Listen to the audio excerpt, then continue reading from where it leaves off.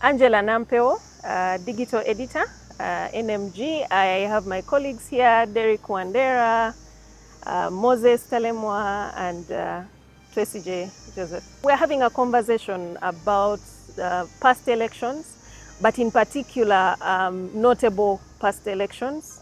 We're speaking about the Arua by-election, and we're going back to August of 2018, mid-August, when independent candidate Kassiano Wadri, who was being backed by opposition parties, particularly the one he was being backed by Robert Kyagulanyi, Sentamu, and a number of others.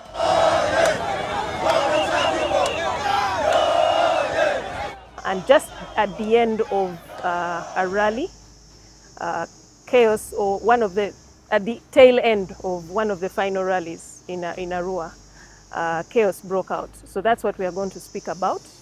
Jeff was there in Arua.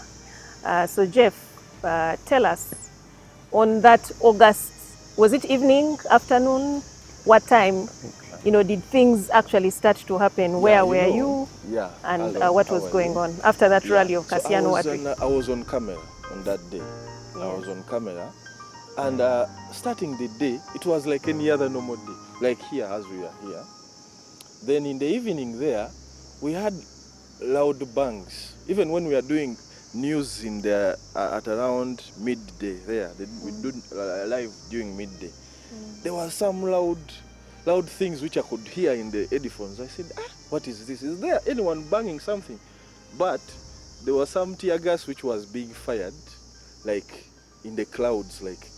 You could see it from where you guys were? We were just hearing sound. Okay. And we could say, we are on the rally. So we said, maybe someone is banging something somewhere there. So we ended the day, and evening we did our story. It's like any other normal day. Like the chaos was, Arua is part of the places where there are many people, and people don't know. It's a buzzing town. It's now a city, but a buzzing town there. It is densely populated. I see. Arua was densely populated that day. So we did our story. As we are moving, and those bangs were now loud, and now Zua was telling me that, all those bangs we had, it was tear gas. I said, as they were a bit like they stretched like a long period of time. Yeah. I said, no, the others maybe would have been another thing. This is all tear gas or something. So, maybe just give you focus. Which rally were you covering? Because there were two of them. Yeah. For us, we are covering Wadri's rally. Then, and there was also President's. So who was covering President Museveni's rally? From NTV, from Nation Media? What we're doing, we are because we are one team. We are three guys. There was Mwanga, who was a correspondent, and there was me, who was doing like a rounder, because Mwanga was not using his camera. We were only using one camera, and we had two reporters. Yeah, and that's it. I see. Yeah, so we could cover. Mwanga could go either on the other side or this way. But I remember we were on the FDC. But after finishing it, the FDC guys and the Bobby Wine started moving around. FDC guys. You get? After the rally, they didn't station, they started moving around. For us, we are packaging the story. So they called us, telling us that at that hotel, Pacific Hotel, someone has died. In fact, the person who, I don't know the person who called us, but he called Zua, telling us that, guys, you come to Pacific right now. And around what time is this? It was it was going to around 7 there. Okay. 7. Was starting to get dark? Yeah, it was starting to get dark. Around 7 there, because we had already finished filing the story. So we went there. When I saw that it was getting dark, I told Mwanga, you know what? You put on the light, because the light didn't have a hand on the camera, so you be the light. So the guy was holding the light. The light. Yes. Me, I was somewhere, but I could see everything. So I was holding the camera. So our mic was like this one. It was a cable mic. So someone was calling us to go up and talk to Bobby Wine.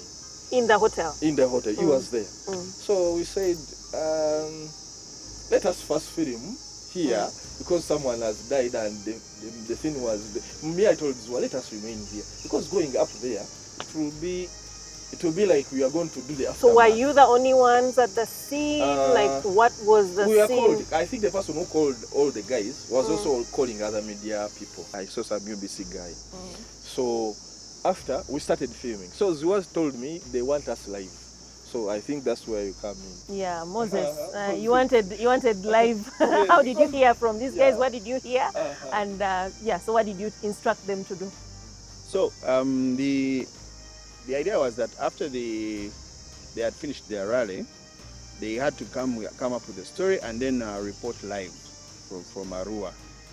Now, my role, I was in the studio here at Serena. And my job was to coordinate with Herbert Ziwa and Geoffrey Tesje in the field. Now, of course, we were aware that Yasin Kauma, the driver, had been shot, who was Robert Kyagulanyi's driver, had been shot dead. And so we had pictures of the scene. We also had some commentary around. So Ziwa was on microphone, as Geoffrey indicated, and they started to give their account of what happened.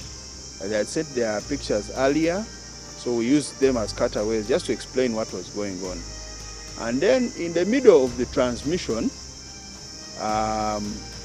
they suddenly went off air. Eranga kati ye omubaka wa Mityana.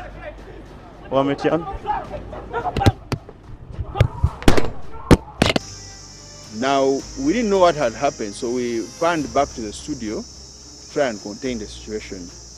But I learned later that what had happened was that there was a security situation there, and the cameraman and the reporter ran in opposite directions to avoid the chaos. Border. Come, you take me. Where? Down there. Tugendewa.